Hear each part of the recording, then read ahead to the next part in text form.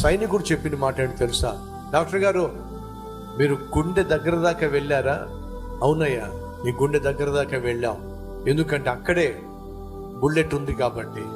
అయితే ఒక పని చేయండి డాక్టర్ గారు, 1 ఇంచు ముందుకెళ్ళండి, నా గుండెను తెరవండి, అక్కడ మీకు నా నెపోలియన్ కనిపిస్తాడు అన్నాడట.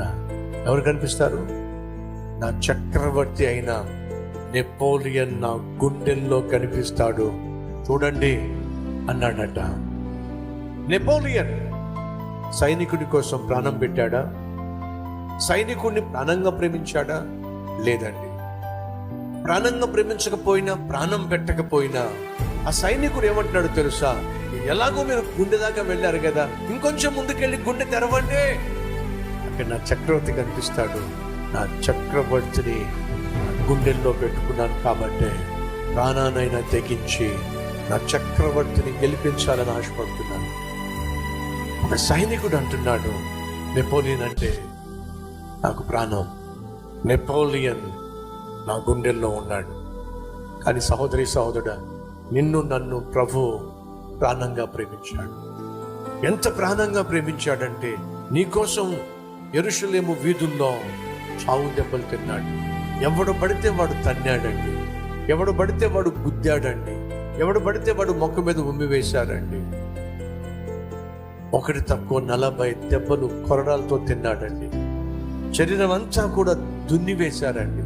3 మేకుల మీద ఆ బలమైన శరీరాన్ని శిలువలో వేలాడదీశారండి.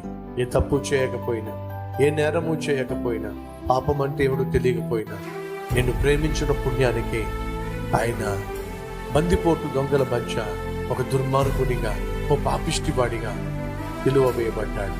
కారణం తెలుసా? నువ్వు నేను నశించిపోయి నరకానికి వెళ్ళకూడదని. నిన్ను నన్ను నా ప్రభువు ప్రాణంగా ప్రేమించాడు. తన ప్రాణాన్నే నీకోసం నా కోసం అర్పించాడు. అడుగుతున్నాను, నిన్ను నన్ను ప్రాణంగా ప్రేమించి తన ప్రాణాన్ని నీకోసం నా కోసం దారపోసిన యేసుక్రీస్తు కాకుండా ఎవరండి ఈ గుండెలో ఉండాల్సింది? ఎవరండి ఈ గుండెలో చోటు ఉండాల్సింది? అడుగుతున్నాను. వాళ్ళు ఎంతమంది చెప్పున్నారు? నా గుండె తెరవండి, యేసయ్య కనిపిస్తాడు అక్కడ. ఇక్కడ యేసుక్రీస్తుకు తప్ప మరి దేనికి నేను చోటు ఇవ్వలేదు అని చెప్పగలిగితే ఎంత బాగుంటుంది.